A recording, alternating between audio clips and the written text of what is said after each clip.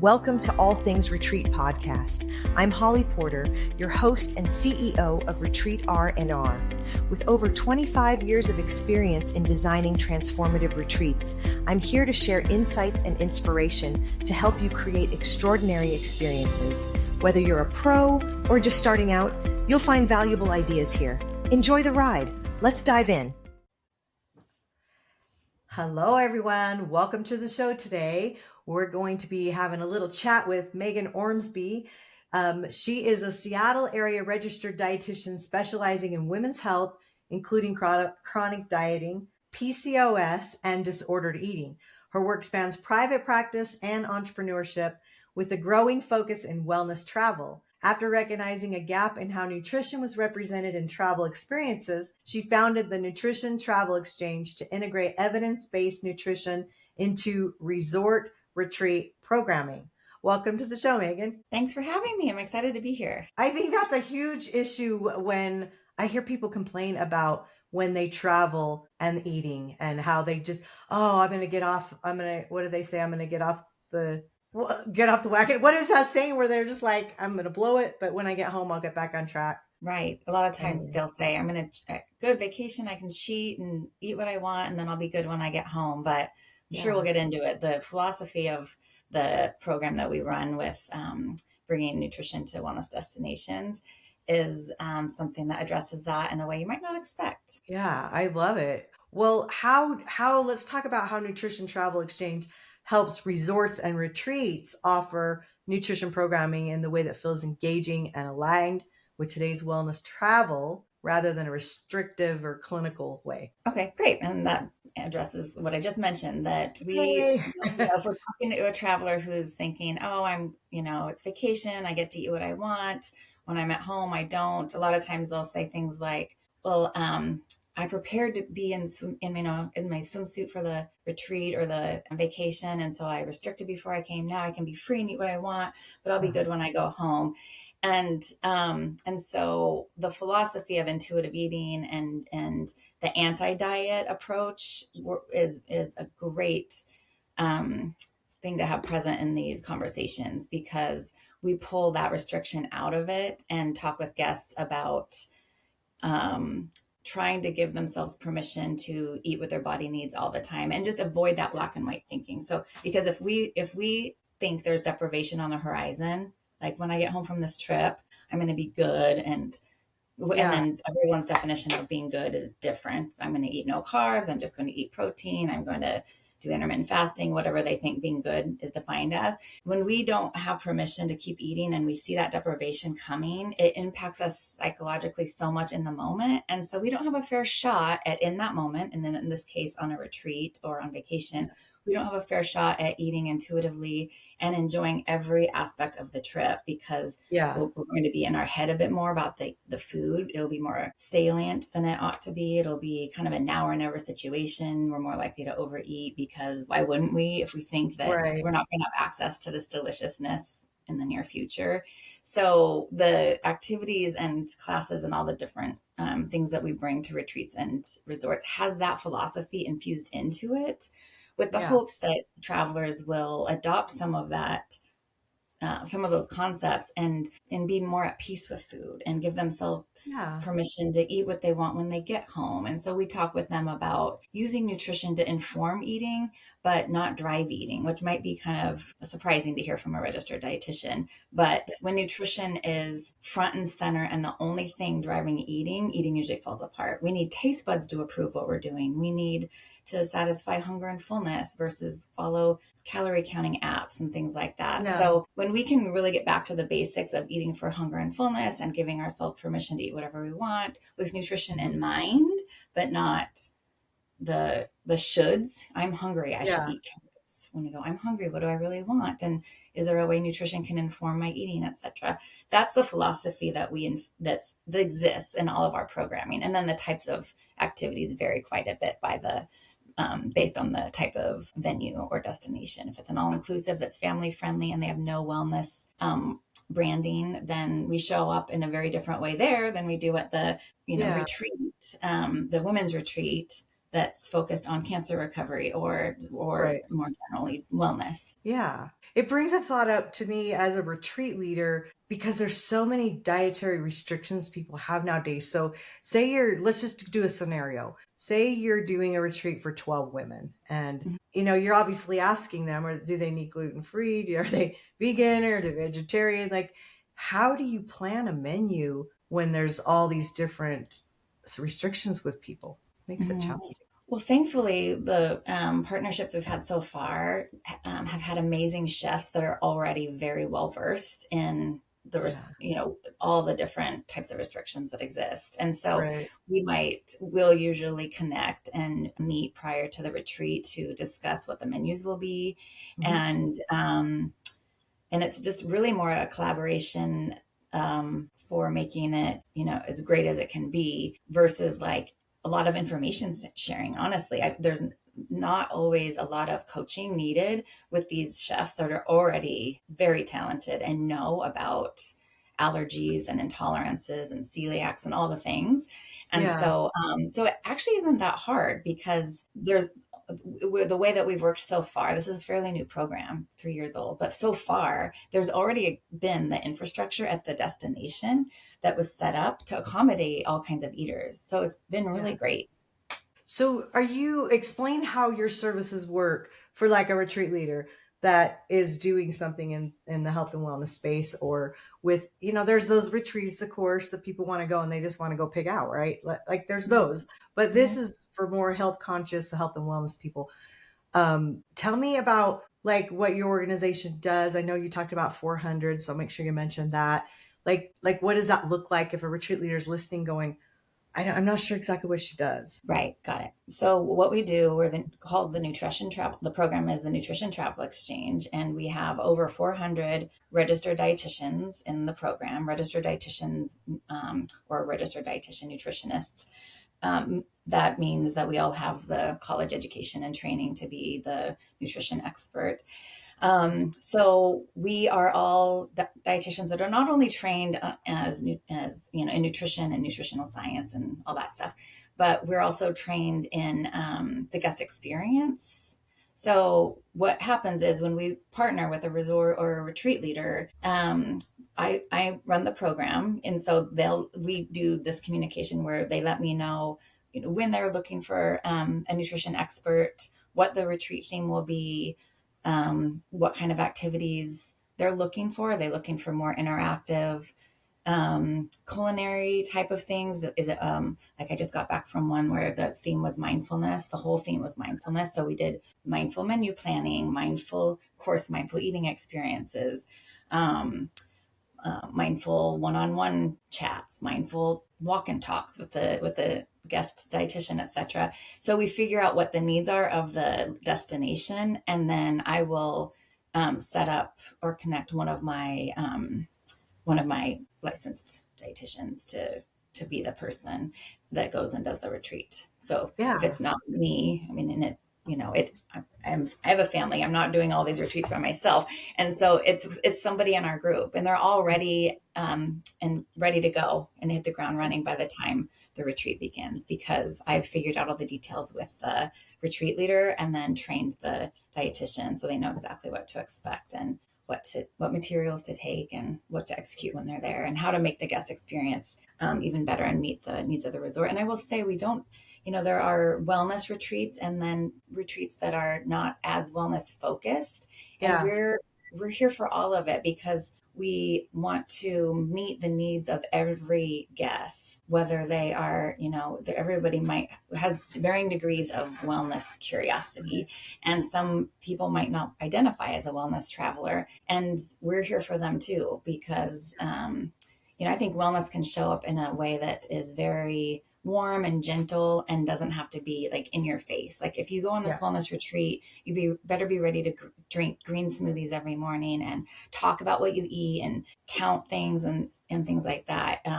So I just wanted to mention that too, that even in a wellness retreat, you'll have different degrees of wellness curious. You'll have people who are like, I don't feel like I do any healthy habits, but I'm going to whip myself into shape and go sign up for this wellness retreat. And they don't have a healthy habit pattern that they're talking about enhancing, because there is no pattern, and then you have people that are there that are like, this is my at home wellness regimen, and I want more tools for it. So you have varying degrees of guests. And so so that's another thing we want to do when we visit the retreat is be prepared for every level of interest and engagement. Absolutely.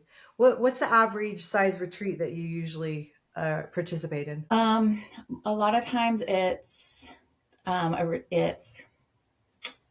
well, the number of guests at the next one that we have coming up in Canada at a Club Med is going to be about 25 people.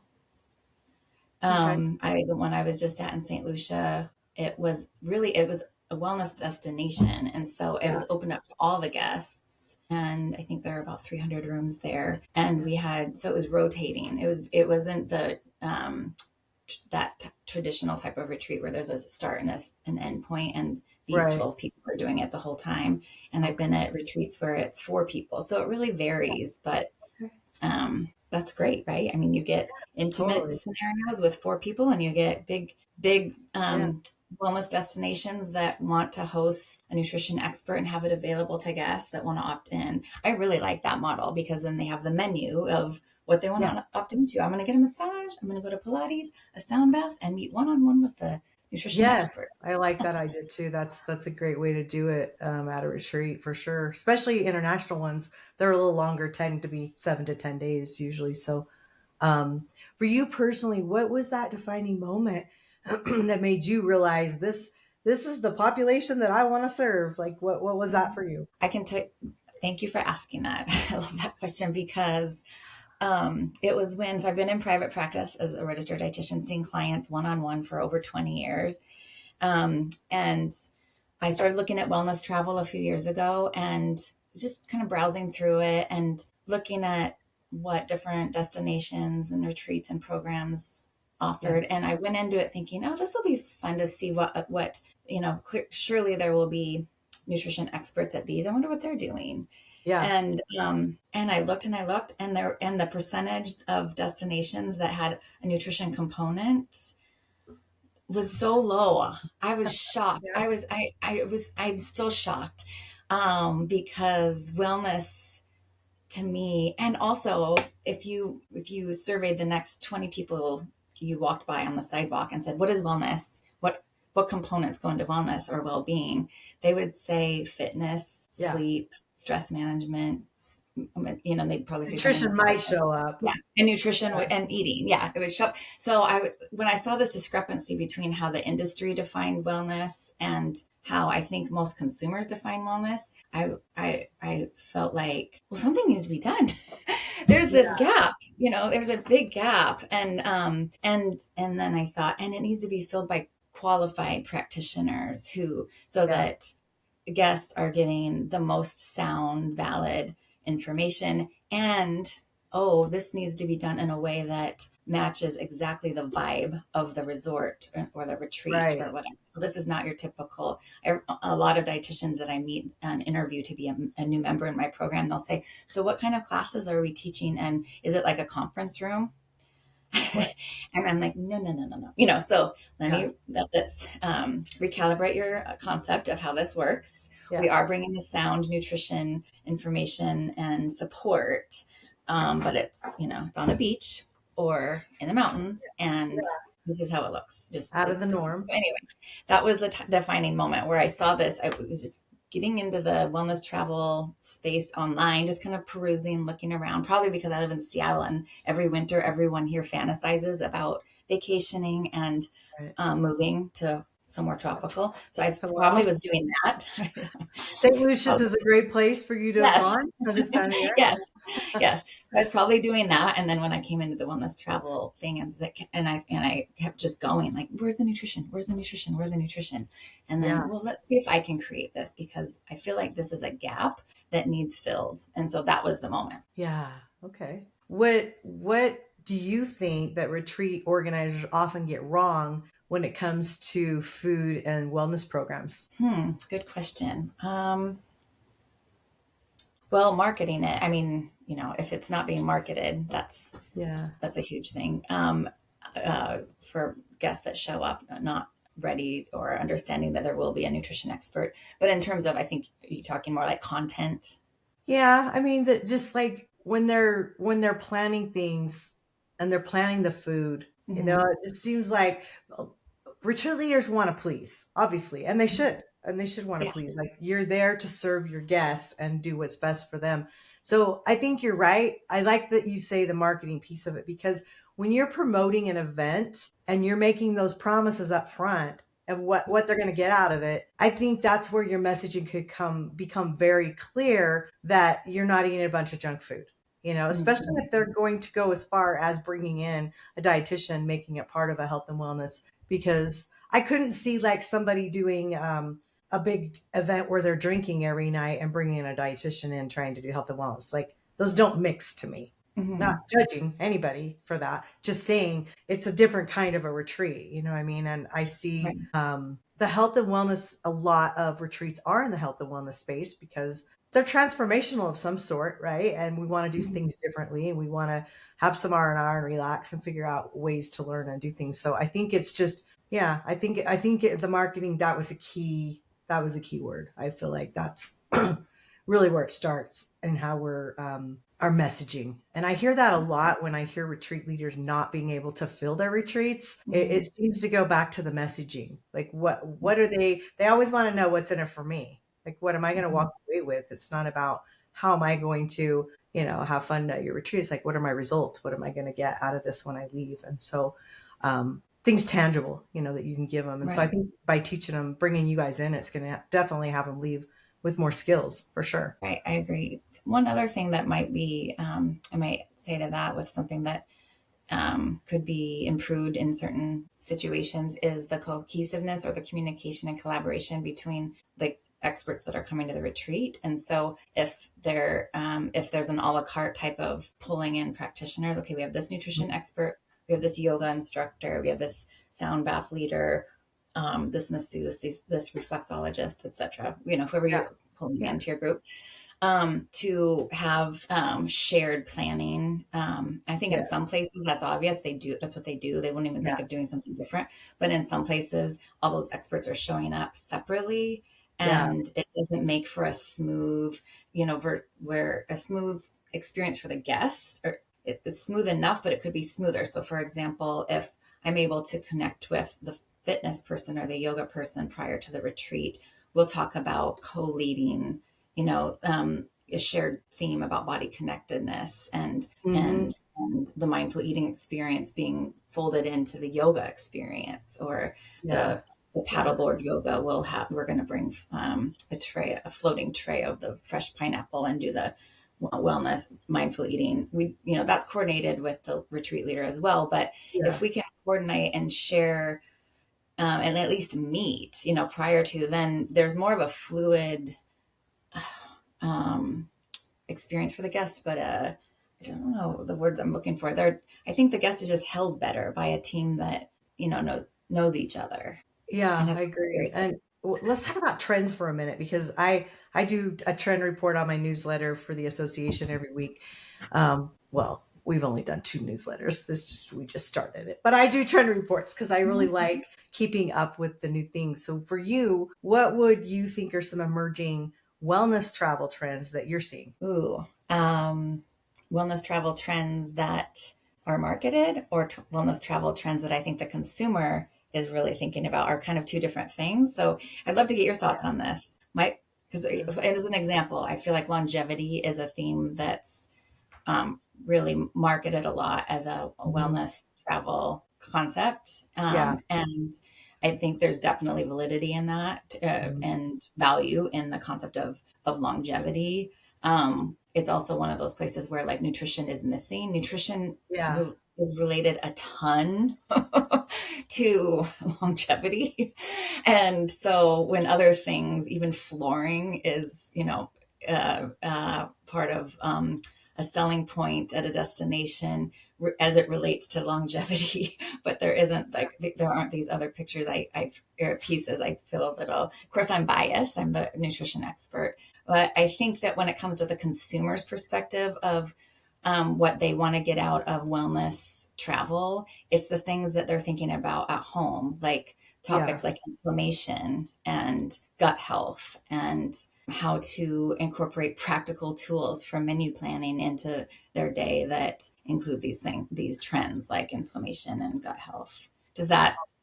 Yeah, I think so. And just, when you say, I mean, trends is so broad anyway, but it's just like a lot of people want to stay current. I mean, that's the whole reason we created International Retreat Association to have some standards and values and trends and, Mhm, show people like this is where things are going and these are the stats. And like, I love, mhm, that's the piece I love because I'm an early adapter. I like innovation and that's just like, that's what I'm going to make sure people know because that's what I like. So hopefully other people enjoy it too.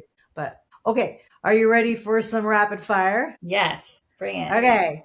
No right or wrong answer, just what comes top of mind. Okay. All right. Coffee or tea? Coffee. Mountains or beach? Beach. Favorite healthy snack? Ooh, trail mix. Ooh. Most underrated superfood? Raspberries. Early bird or night owl? Early bird. Your favorite travel destination? Costa Rica. A dream retreat location? Costa Rica. Food you could eat every day? Fresh pineapple. What's your favorite self-care practice? Yoga. And what is currently on your bucket list? I've said Costa Rica too many times. I mean, I've been there, but doing something new there would be amazing. Yeah. Bucket list, bucket list, bucket list. Something with the kids. I don't know. What's on my bucket list. I feel like my life's very full right now. Huh. Okay, I that's think some food for thought. You'll have you have to to think about that and get get back back to to me you. on that Yeah, one. yeah. So, would you rather listen to a podcast or an audiobook? Podcast. Oh, so everybody, she wants you to go listen to her podcast, is what I'm hearing her say, right? Which is what you're doing right now. So, if people want to get a hold of you, I do have show notes that I will list all of your information, your website. Is that the best place to go? Probably, yeah. Morewellnessbookings.com or LinkedIn. And I think you're sharing my email. So, yeah, those are Okay. great. Yeah, and we'll post all of those in the show notes so people can go grab them. So Thank whether you. you're listening to this audio or whether you're watching it on YouTube, they'll be all all the information will be down below. So go and check out Meaghan and her company and what she does and all the resources that she has there. Hopefully you'll see her if you're part of internationalretreatassociation.com. Go check that out if you don't know about it because it's just a new association we have launched real recent and it's something everybody should be a part of. So with that being said, thank you, Meaghan, for being such a great guest and giving us some knowledge about healthy eating and diet and all the good stuff there. And we will see everybody next time on the next show. Bye for now. Thanks for joining us on this episode of All Things Retreat. We hope you're leaving with new ideas, fresh inspiration, and the motivation to take your retreats to the next level. Don't forget to subscribe and leave us a review. It helps us grow and reach more retreat leaders like you. And if you have any questions, topics you'd like us to cover, or just want to say hello, send us an email at info@weretreatrnr.com. Follow us on social media to stay connected and catch all the latest updates. Until next time, remember, great retreats start with great intentions. Let's make them extraordinary, one step at a time. Thinking about hosting a retreat? Before you dive in, let's make sure you're really ready.